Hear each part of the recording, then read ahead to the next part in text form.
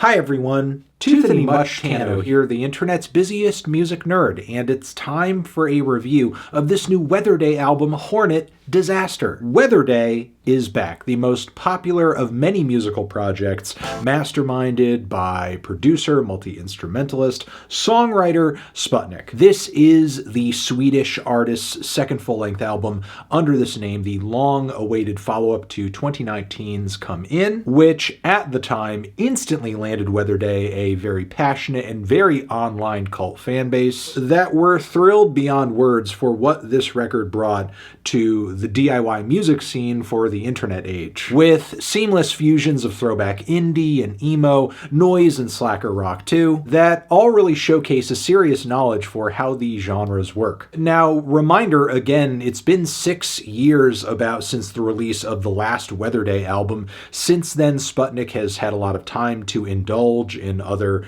musical side quests, collaborate with like-minded artists such as Asian Glow, and really let the material for this album build up and ruminate. And the result is an album that just, for the most part, feels like more and more and more of everything that made Come In so good to begin with. More hooks, more climactic builds, more runtime, more anthemic melodies, a slightly wider array of genres and influences being pulled on here as well, and a more versatile palette of instrumentation on this record as well. Not just the bass line of guitars and drums and vocals, but also more synthesizers, acoustic cuts, string arrangements, some reeds and woodwinds too. Additionally, electronics as well, and it's all presented with a lo-fi rawness that is going to be thrilling for some, but ward off others. Because as well written and grand and passionate as some of the best moments on this record are,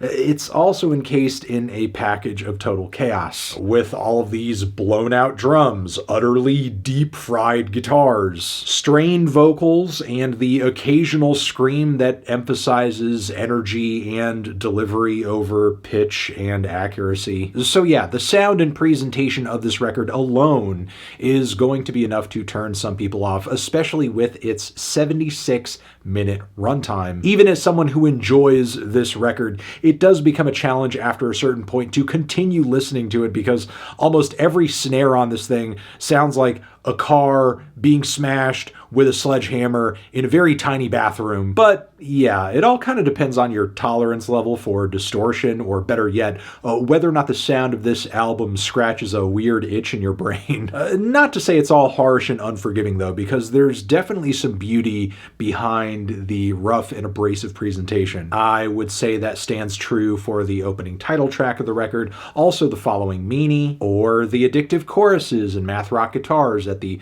center of the track Angel. Like an angel in the shape of an angel. All of these songs contribute on this record to a pretty strong first leg, but honestly, I feel like Hornet Disaster is at its best when it's out to prove how subtle and versatile it can be. Like with the very loud and very soft dynamics of Take Care of Yourself, which features passages of not just chill, very quiet electronic beats, but also massive, searing, distorted lo-fi guitar riffs too, that make for a very righteous transition. Things get even more refined and palatable, I found, as well on the song Hug, where the drums surprisingly don't sound like they're peaking quite as much. And these beats are also matched with gentle guitars and this very beautiful winding lead melody that has no business being as catchy as it is, considering it's so long.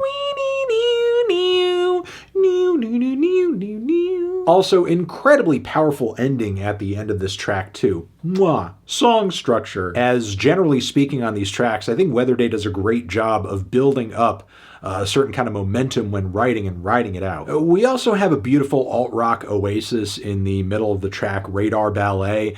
The refrains on that track read like something out of the Bright Eyes Lifted era. And speaking of clear influences cut from a similar cloth, Green Tea Seaweed Sea is like pure Elliott Smith worship all the way. That is until we start getting blasted with those lo-fi guitars again, which eventually speed up into very peppy indie rock riffs and more mathy rock guitar mayhem. And that's not even every moment in the song. With it being a 6-minute track, it undergoes quite a few evolutions before it finally finishes off. Because even with projects like Car Seat Headrest, for example, making the headway that they have in recent years, I think we still don't expect much lo-fi music to be quite as progressive and ambitiously structured as this album is, and for it to be done so well. And I don't think these songs are just noisy and distorted for the sake of it, or that Sputnik has like no other means of making music sound any other way. Like, the sound of this album definitely intensifies the emotion behind these songs, as there are various states of emotional chaos being reflected in the lyricism, like with the tragic refrains that finish off Cooperative Calligraphy, or with the melodramatic, gruesome, but poetic lyrics that paint much of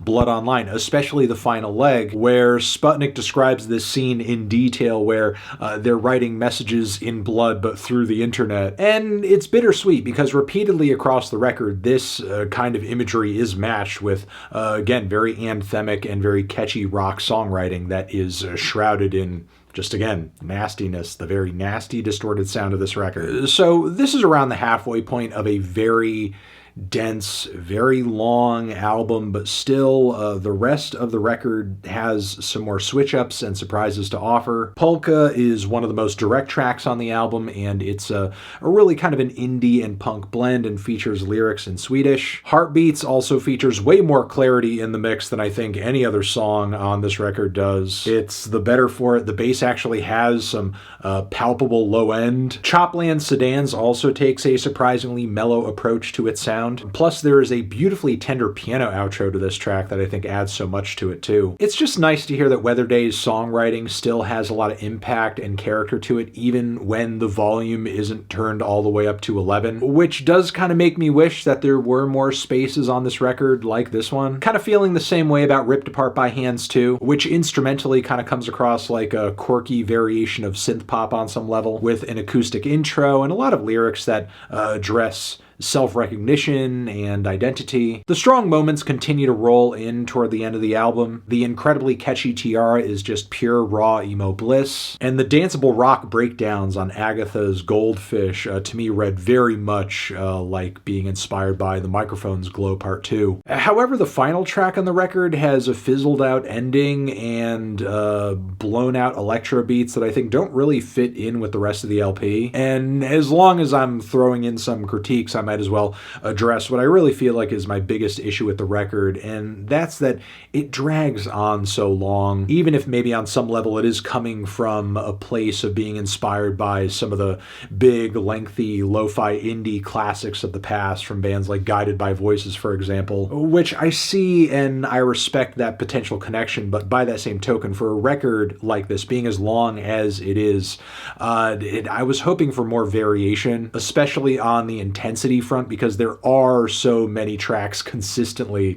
that are just totally blasting you with full volume as much as possible. And even though the songwriting and melodies across this record are so damn good, they do tend to blend together a bit too much if I'm not paying like the most direct and intense attention to what is going on every single moment. Like, again, I do appreciate the energy and the rawness of the sound of this record, but like, I think toning things down just a smidge would have made it all just a bit easier to read. But yeah, on some level, I do think that the instrumental palette of this record is a bit too one-note and unforgiving for something of this length, even if some of the best and most rock and emo high points on the record reflect some of the greatest ideas of bands like Sunny Day Real Estate and Cap'n Jazz. But yeah, in a way, it's just a little overkill. That's ultimately my main gripe with the record. Still, with that being said, I think we're talking about a very, very good album as is. I just can't help but feel like